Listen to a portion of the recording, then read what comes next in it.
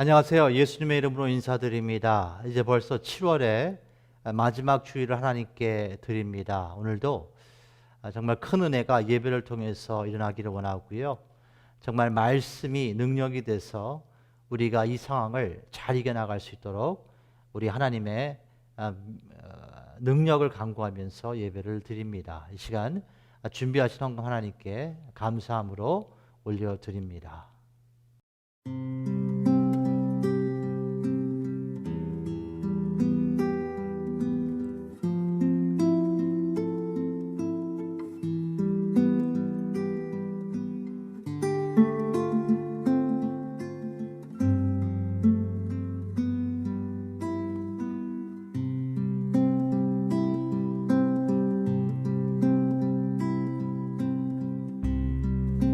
아버지 나의 하나님,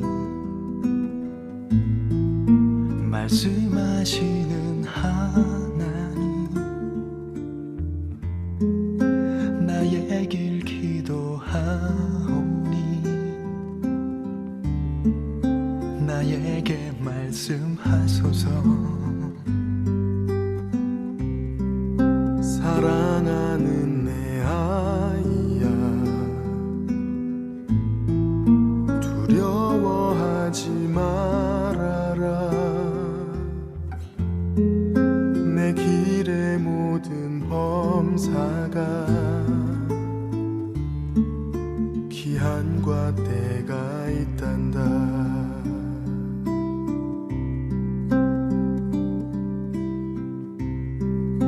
아버지 나의 하나님, 말씀하시는 하나님, 나 주님 의지하오나 이 길이 힘이 듭니다. 사랑하는 내 아이야, 두려워하지 말아라. 내가 어디로 가든지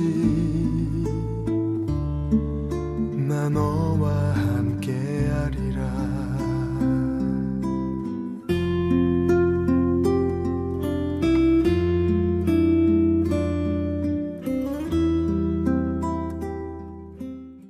아버지 하나님, 이 시간 다시 한번 하나님을 바라보며 주님께서 모든 것을 주관하시고 주신 것을 감사하며 10의 1을 구별하여 드렸습니다. 또한 감사한 마음이 있고 또 그런 상황이 하나님이 주신 것을 믿음으로 드리며 이 시간 귀한 물질을 드립니다. 또한 비록 선교는 가지 못해도 선교하는 마음을 하나님께 드리며 귀한 물질 이 시간 드렸습니다. 하나님, 이 모든 물질에 주님께서 축복하여 주시고 은혜와 사랑 안에 우리 OFC 성도 한 분 한 분이 더욱더 상황을 통해서 건강한 신앙생활을 주님께 드릴 수 있도록 축복하여 주시옵소서. 감사드리며 예수님의 이름으로 기도합니다. 아멘.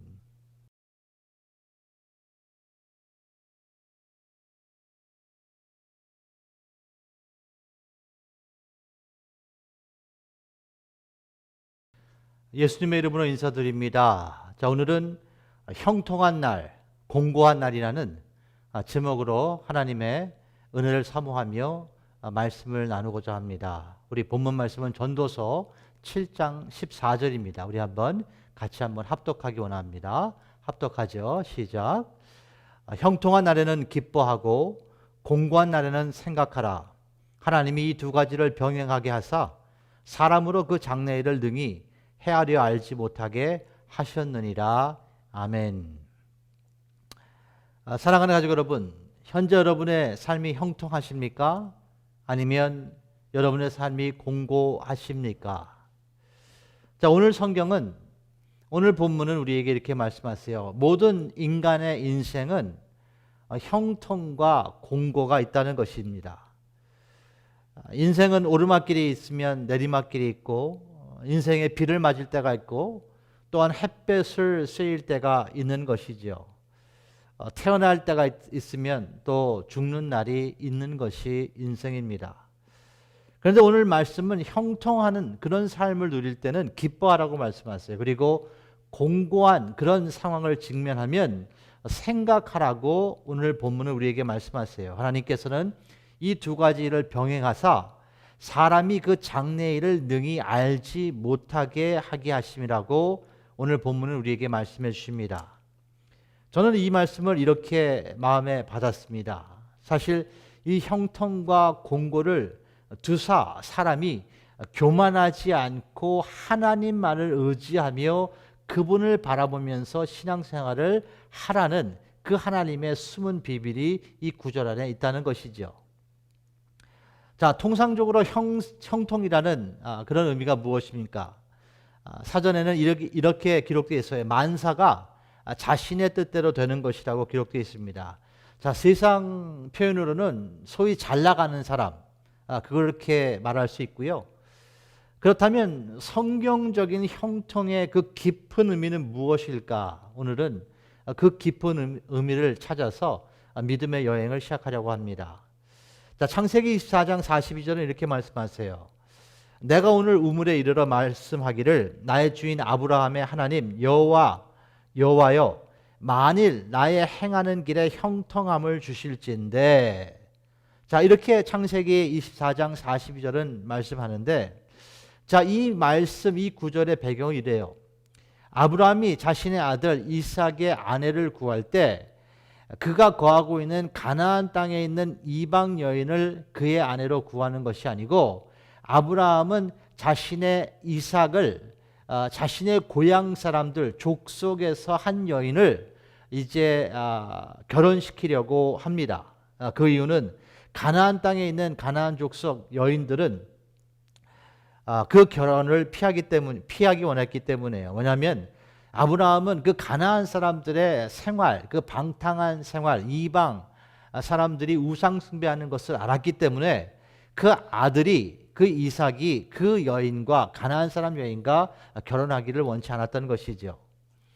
자, 사실 이 같은 아브라함의 생각은 그 이삭의 신앙까지 보존하기 위함이 그 마음에 숨겨져 있습니다. 사실 이 같은 움직임은 모세 때 이르러 하나님께서 모세를 통하여 이스라엘 모든 백성에게 율법으로 주신 사항이에요. 이방 사람들과 결혼하지 말라고 하나님께서 법으로 만들어 주셨어요. 그것은 왜 그렇게 했느냐? 이방 사람들이 섬기는 우상 신들이 이스라엘 사람들의 선하는 여호와 하나님과 자꾸 혼합됨으로 말미암아 이스라엘 사람들이 하나님을 잊는 그런 상황이 벌어지기 때문에 그것을 법으로 금지하셨던 것이죠. 그렇습니다. 세상 사람들은 구원의 대상이에요. 우리가 교회 아닙니까?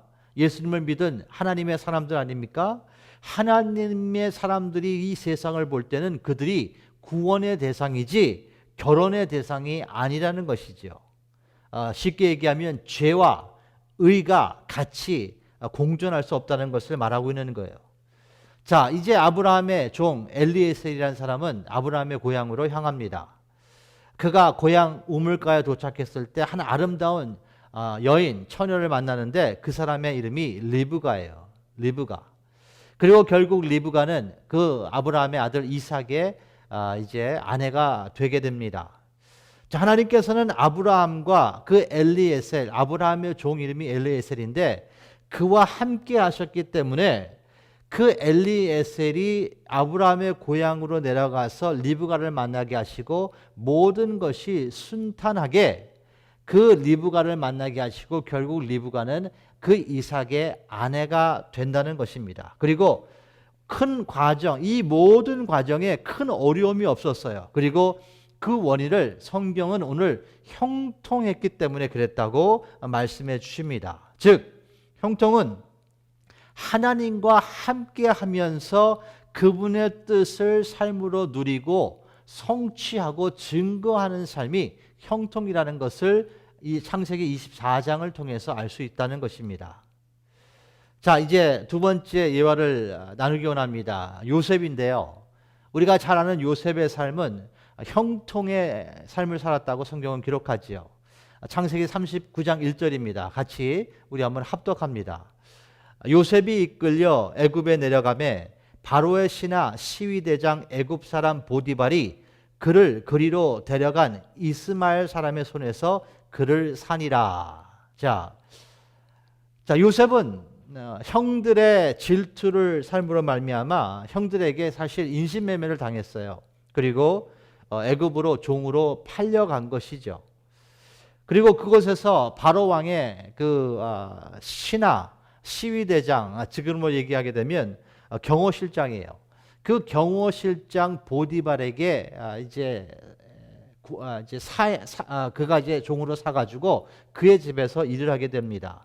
자, 2절과 3절을 봅니다.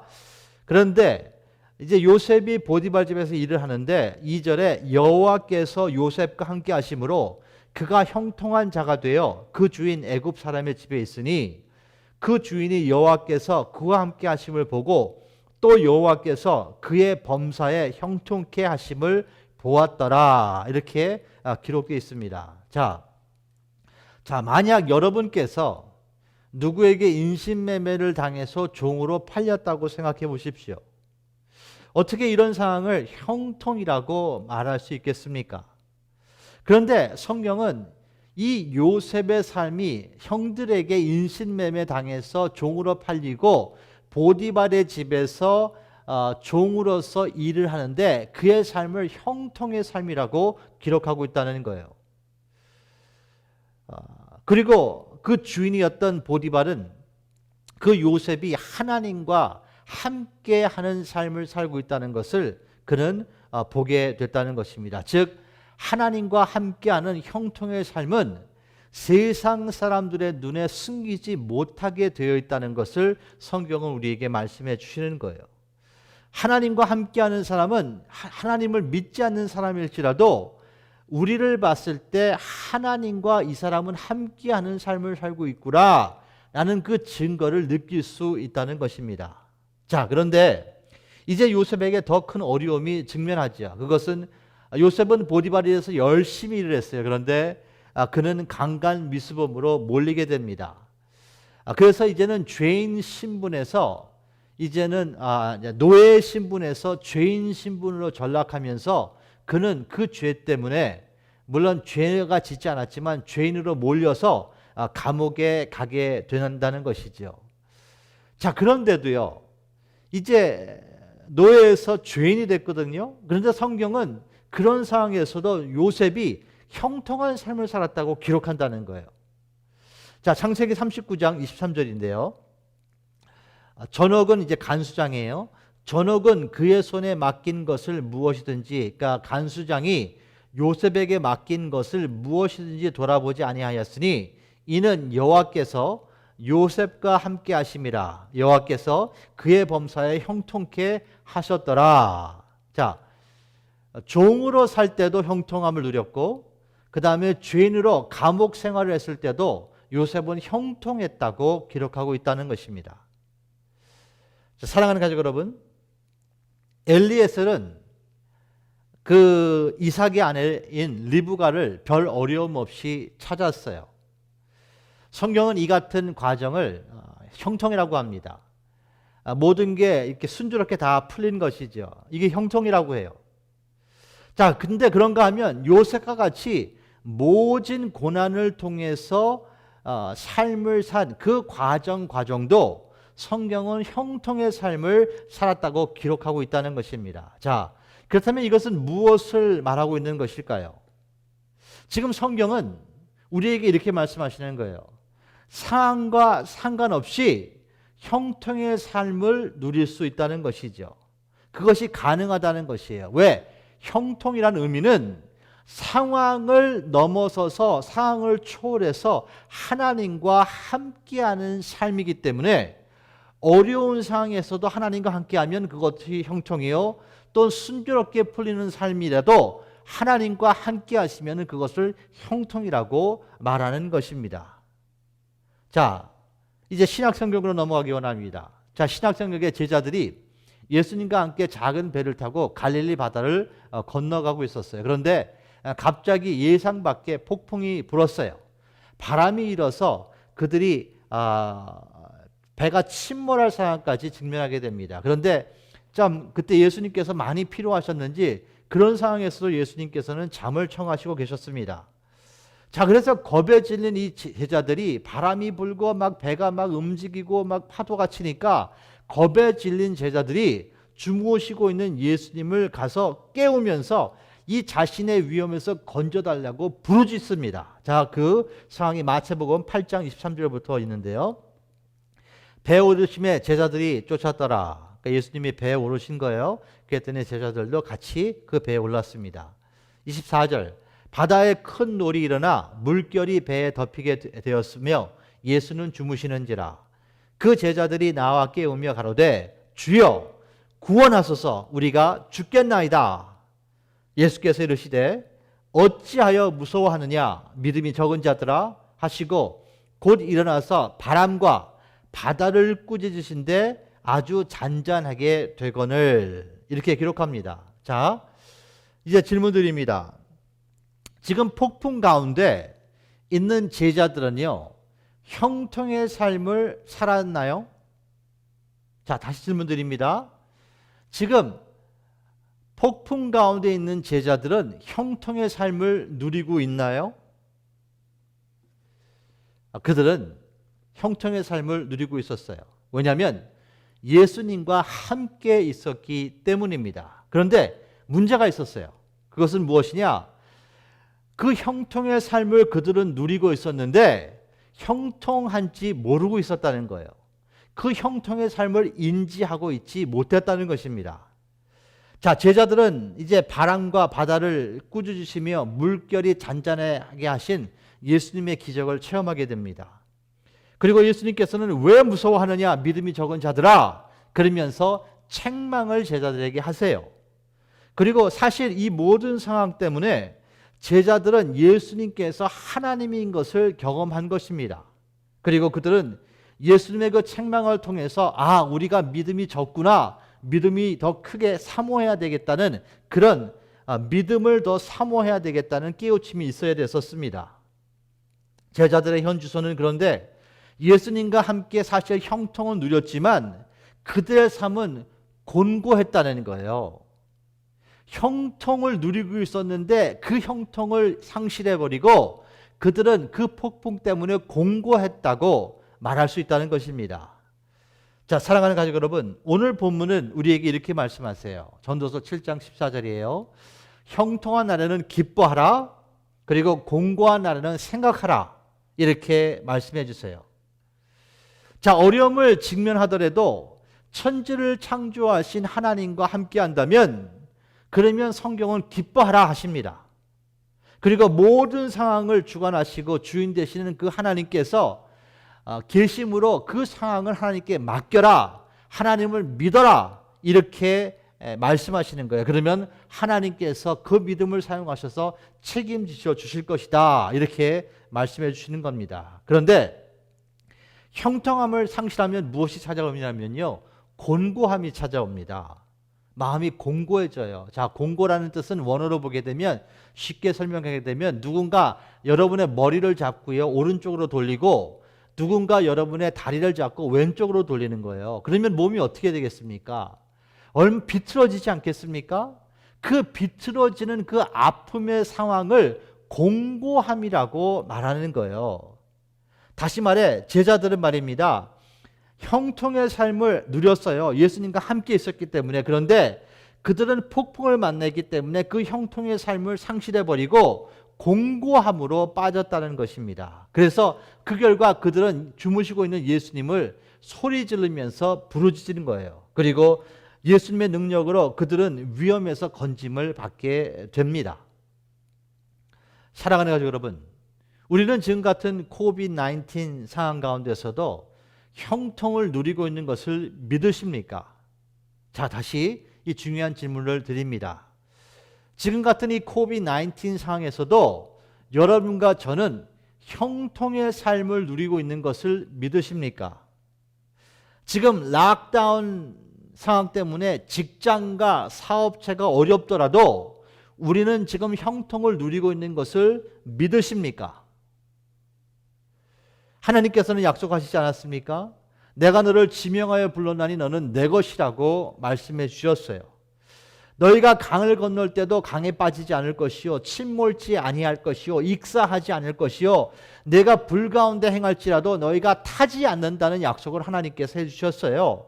내가 너를 떠나지도 아니하고 버리지도 아니한다고 하나님께서 누차 당신의 말씀을 통해서 성경에 기록해서 우리에게 말씀해 주시지 않았습니까? 여러분이 이 상황을 붙잡는다면 아무리 어려운 상황에도 하나님의 형통, 하나님과 함께 하심으로 말미암아 그 상황을 이겨낼 수 있는 믿음이 생긴다는 거예요. 그래서 우리는 이 어려운 상황을 낭비를 하면 안 됩니다. 깨어서 기도해야 되며 하나님과 소통해야 되며 하나님이 주신 그 지혜와 지식으로 이 상황을 반전해야 되는 것이지요. 그리고 그분의 능력과 함께 전진해야 되는 것입니다. 그래서 형통의 삶을 체험해야 되는 것이에요.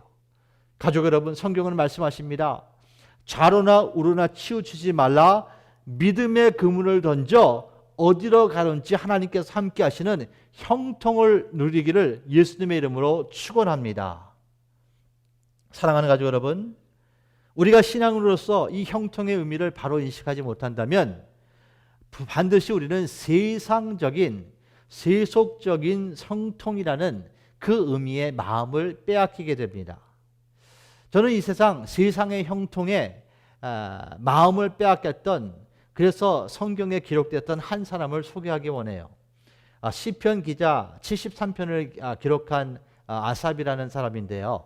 이 시편 기자가 기록한 2절과 3절을 보겠습니다. 시편 23절 2절과 3절이에요. 두 구절 같이 한번 합독하기 원합니다. 나는 거의 실족할 뻔하였고 내 걸음이 미끄러질 뻔하였으니 이는 내가 악인의 형통함을 보고 오만한 자를 질시하였음이니라. 이 시편 기자는 이렇게 기록해요. 자, 이게 무슨 의미냐?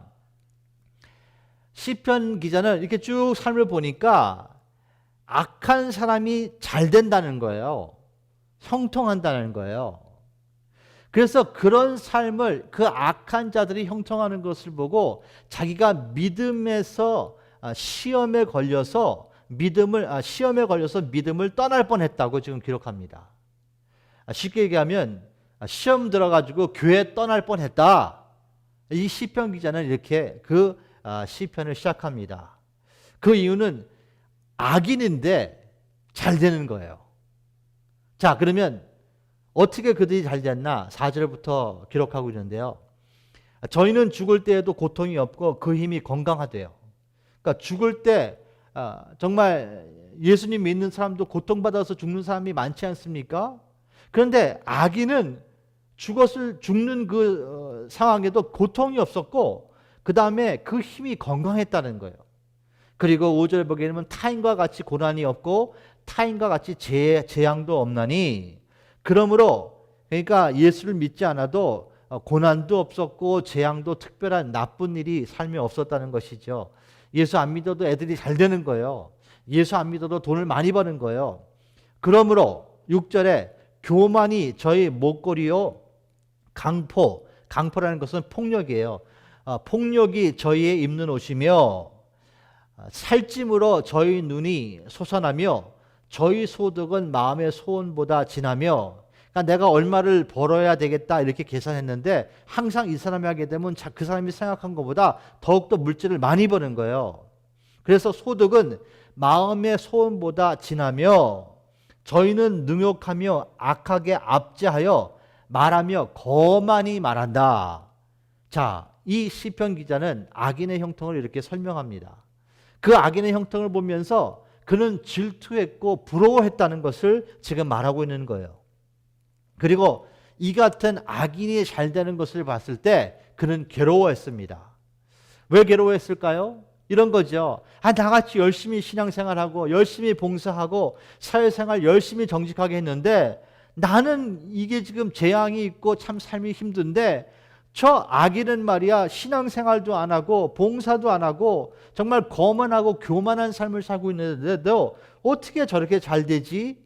그렇게 이 시편 기자는 생각했다는 거예요. 그래서 그는 곤비에 빠졌습니다. 공고함에 빠진 거예요. 그러면서 이렇게 16절에 기록합니다.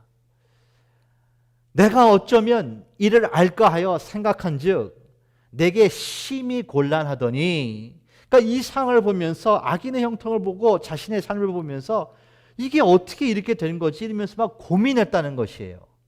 그러면서 깊은 생각을 했다는 것이죠.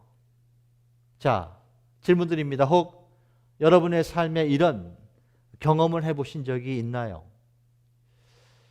아마 신앙생활을 열심히 하신 분이라고 자신이 생각한다면 아마 이런 갈등을 한두 번 정도는 해보지 않았나 생각해 봅니다. 자, 이제 이런 공고한 생각을 하는 시편 기자에게 은혜가 임해요. 반전이 임합니다. 그 반전이 17절부터 기록되어 있습니다. 17절 중요한 구절인데 같이 한번 합독하죠. 시작. 하나님의 성소에 들어갈 때에 저희 결국을 내가 깨달았나이다. 이렇게 기록합니다. 다시 한번 17절 합독합니다. 하나님의 성소에 들어갈 때에 저희 결국을 내가 깨달았나이다. 이 시편 기자는 이렇게 기록해요. 무슨 의미냐? 하나님의 성소에 들어간다는 것은 예배를 드린다는 거예요.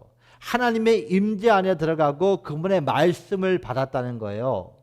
그 하나님의 임재 안에 들어가고 말씀을 받는 그 예배로 들어가서 내가 하나님과 독대하고 그분에게 지혜를 받고 은혜를 받으니까 악한 자의 종말을 내가 깨달았다. 그리고 그는 이렇게 고백합니다. 22절. 내가 이같이 우매무제하니 주의 앞에 짐승이오나. 이건 무슨 의미입니까? 이런 하나님의 은혜를 받아서 악한 자의 그 마지막 멸망을 자기가 느끼고 나니까 그는 이렇게 고백하는 거예요. 내가 머리가 나빠서 우둔해서 내가 아무것도 몰랐습니다. 그러나 예배를 통해 하나님의 임재 앞에 나가 말씀을 받아 보니까 내가 한 마리의 짐승인 것을 내가 알았습니다. 이렇게 고백하는 거예요. 자, 여기에 깊은 의미가 무엇일까요? 지금 시편 기자는 이렇게 얘기하는 겁니다. 자기가 은혜를 받고 보니까 자신도 한 마리의 짐승 정도밖에 안 되더라. 자신도 악한 사람이라는 것을 이 시편 기자는 깨달았다는 것입니다. 시편 기자는 사실 악을 바로 인지하지 못했다는 것이죠. 사랑하는 가족 여러분, 이와 같이 많은 신앙인들이요, 악을 바로 해석하지 못하는 이유가 무엇일까요? 여러분 신앙인 아닙니까? 우리가 신앙인 아닙니까? 우리가 봤을 때 상대가 형통하면, 악인이 형통하면은 그것을 바로 해석을 못해요. 자, 그 이유가 무엇인지 제가 말씀드리겠습니다. 잘 경청하십시오. 인생 시험에 분명히 나옵니다. 많은 신앙인들은요, 자신이 선이라고 생각하기 때문에 문제가 나는 거예요. 이게 문제입니다. 교회가 다투고 깨지는 큰 이유는요, 자신은 선인데 상대가 악이라는 생각이 있기 때문에 교회가 다투고 깨지는 거예요. 근데 은혜가 임하면 상대만 악인이 아니고 자신도 악이라는 것을 느끼게 됩니다. 지금 시편 기자가 그걸 느낀 거예요. 그래서 상대도 악인이고 자신도 악인인 것을 인지할 때는 서로가 죄인이기 때문에 서로가 실수한다는 것을 인식하며 상대를 자신보다 불쌍히 여기고 또 낮게 여김으로 말미암아 은혜를 구하고 사랑으로 연합할 수 있는 그런 하나님의 능력을 체험하게 되는 것입니다. 자, 이제 다음 시험을 여러분께 드리기 원합니다. 자, 왜 시편 기자는요, 악인의 형통을 보면서 그렇게 고통스러워했을까요? 아니 그냥 그 사람이 잘 되면 잘 되는 거지 왜 그 악인의 형통을 보면서 자신이 이렇게 고통을 느꼈냐는 거예요. 자, 잘 경청하시고요. 문제는 뭐냐면 세상 기준의 형통이 이 시편 기자 마음에 저장되어 있기 때문에 그래요. 이 시편 기자 그 내면에 복이라는 척도가 세상의 악인들이 누리는 형통이라고 생각했기 때문에 이 악인인데도 복을 누리는데 나는 하나님을 믿고 신앙인인데 왜 그런 형통을 누리지 못하냐? 그러면서 자괴감이 들고 자신을 정죄하고 하나님을 원망하기 시작했기 때문에 그가 아침마다 고통스러웠다고 그가 고백하는 것입니다. 자, 이렇게 생각하는 거예요. 자, 나같이 열심히 봉사하고 부진하게 사는 사람인데 돌이 떡이 되어야 되지 않겠느냐. 예수님, 아니 돌이 떡이 돼야죠. 나 같은 사람이 돌을 떡으로 만들어야죠. 그리고 높은 데서 내가 떨어지면 천사가 와서 나를 받아줘야 되는 거 아닙니까? 왜? 내가 하나님 사람이니까. 내가 봉사 열심히 하니까. 내가 헌금 많이 하니까. 높은 데서 떨어지면 받아줘야죠. 일이 터질 것 같아도 막아주셔야 되지 않겠습니까? 그리고 나 같은 사람이 세상 부귀 영광을 누려야 내가 되는 것이지 왜 악인이 이런 것을 누립니까? 이런 갈등이 이 시편 기자는 내면에 있었기 때문에 자신이 누리지 못하는 것을 악인이 누리는 것 같다고 생각했기 때문에 그것이 고통으로 그 시편 기자에게 온 것이에요. 가족 여러분, 형통의 본체이신 예수님께서 그렇게 하셨나요? 예수님께서는 돌을 떡으로 만드는 것을 거절하셨습니다. 인기도 거절하셨고요. 세상 부귀와 영광도 거절하셨어요. 자, 이 두 가지 질문을 깨달은 이 시편 기자의 고백은 이제 계속됩니다. 은혜 받은 결과가 이렇게 선포되는 거예요. 23절부터 있는데요. 내가 항상 주와 함께하니 주께서 내 오른손을 붙드셨나이다. 주의 교훈으로 나를 인도하시고 후에는 영광으로 나를 영접하시리니 하늘에서는 주 외에 누가 내게 있으리요 땅에서는 주밖에 나를 사모할 자가 없나이다. 내 육체와 마음은 쇠잔하나 하나님은 내 마음의 반석이시오 영원한 분깃이시나. 대저 주를 멀리하는 자는 망하리니 음녀같이 주를 떠난 자를 주께서 다 멸하셨나이다. 하나님께 가까이 함이 내게 복이라. 내가 주 여호와를 나의 피난처로 삼아 주의 모든 행사를 전파하리이다. 이렇게 시편 기자는 이 시편 73편을 마무리합니다.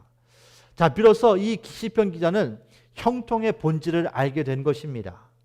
사랑하는 가족 여러분, 형통은 상황을 말하고 있지 않아요. 형통의 의미는 그 상황이 어렵든지 순조롭든지 하나님과 함께하는 삶을 성경은 형통의 삶이라고 기록하고 있는 것입니다. 현재 형통하시다면 기뻐하시기를 예수님의 이름으로 축원합니다. 그리고 공고하시다면 성경의 말씀대로 생각해 보세요. 그리고 성전에 나아가서 예배에 성공하십시오. 하나님의 임재 앞에 서시며 하나님의 말씀을 받으시는 은혜가 우리 모두에게 임하기를 예수님의 이름으로 축원합니다. 기도합니다. 아버지 하나님, 우리의 인생 가운데 때로는 비를 맞을 때가 있습니다. 그러나 그 비를 맞을 때 우산이 되시는 분이 예수 그리스도시고 또한 뜨거운 땡볕이 우리를 공격할 때 우리를 위해서 그늘이 되시는 분이 예수님인 것을 고백합니다. 하나님, 우리가 형통할 때는 기뻐하기를 소망합니다. 형통은 상황을 초월하여 어려움 가운데서도 하나님과 동행하는 것이 형통의 삶이요, 또한 인생의 순탄한 그 과정에서도 하나님과 동행해야 그것이 형통한 삶인 것을 마음에 새깁니다. 하나님 아버지, 우리가 평생 동안 형통의 삶을 살며 그 하나님을 증거하기를 소원합니다. 그 하나님을 닮아가기를 원합니다. 특별히 코비드-19을 통해서 직장과 사업이 어려운 분들이 있습니다. 또한 각장과 가정에서 또 어려운 상황을 직면하는 하나님의 귀한 자녀들이 있습니다. 하나님, 이 모든 한 분 한 분에게 형통의 은혜가 임할 수 있도록 축복하여 주시옵소서. 이제는 우리를 위해서 십자가에서 죽으시고 부활하신 예수 그리스도의 은혜와 그 은혜이신 예수님을 보내신 하나님의 놀라고 크신 아가페 사랑과 은혜 가운데 오늘도 형통의 은혜로 우리를 축복해 주시는 성령님의 교통하심과 역사하심이 이 자리에 있는 아버지의 모든 자녀들 위해, 그들의 가정, 직장, 사업체 위에 이 시간부터 영원토록 함께 하실지어다. 아멘.